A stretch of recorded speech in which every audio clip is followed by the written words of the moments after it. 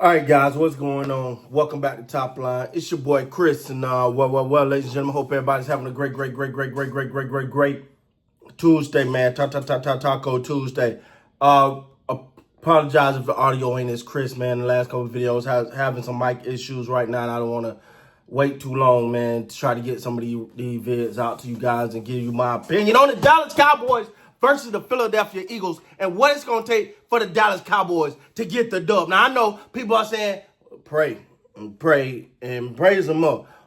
To say that the Cowboys are underdog right now is an understatement, all right? Last time I checked, I think it was like 70% chance Eagles going to win. The odds got them a touchdown plus, all right? You're talking about a team. It's been very rare to see a team enter the season with less momentum. Like, the Cowboys ain't got no momentum. They ain't look good in the preseason. You lost your best pass rusher. Your owner seems like he just talking out of the wazoo. So how do they get a win on Thursday night? How do they get a win? Okay. Number one, you got to control the trenches. Let me say that again. You got to control the trenches. Now, I know what the Eagles' offensive line is. I know what the Eagles' defensive line is. You got to do it. I don't know how you're going to do it, but that's what you got to do. It starts there. You got to control the trenches if you want to have a chance in this game. Because if the Philadelphia Eagles are able to just lean on... See, everyone is like, yo, the Eagles probably going to have a little... just a little ring thing, ring night. They ain't too focused. They ain't going to be on their A game. Well, the Cowboys ain't either. None of them even damn played in the preseason. This is their first time taking hits. So, yeah. But the thing about the Eagles, that reason why I'm not buying that, right? Win or lose, I'm not giving that, right? I'm not going to say the Eagles just moseyed in and, they were just here for the ring and all that. No. Because their offense is simple, right? Can you stop Saquon Barkley? Can you stop Jalen Hurts? Can you control their running game? Now, they still got some bad boys on the outside. I'll give them that. But if you can kind of control that run game a little bit, you got a shot. For the Cowboys. And when have we seen them be able to control the run game, right? So I really think that's what this thing is going to come down to. The Dallas Cowboys' ability. That's one thing they have to do, man. If they can win in the trenches, they get themselves a chance, right? If you can kind of keep the game close, you got a chance. But that goes to step two. You have to run the damn ball. You're going to have to find a way to run the ball. With who?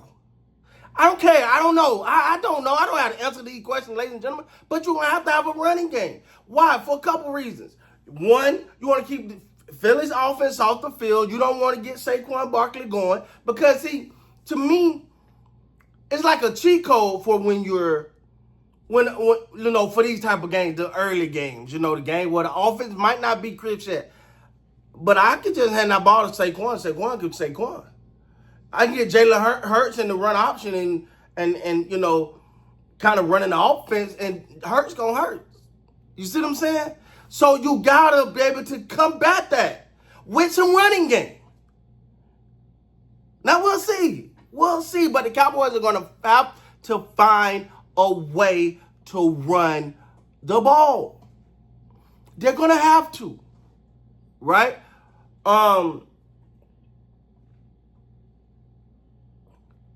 And number three.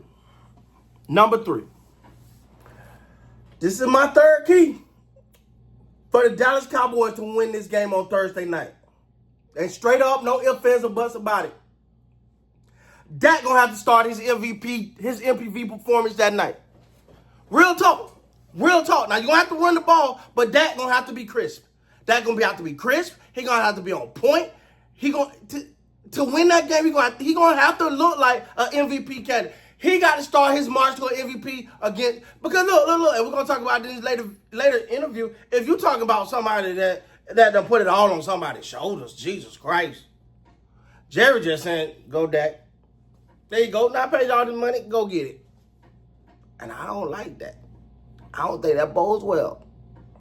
But you're going to need Dak to have an amazing game week 1 out the gate, no preseason. Dak is going to have to be amazing. He's going to have to be in damn near MVP form.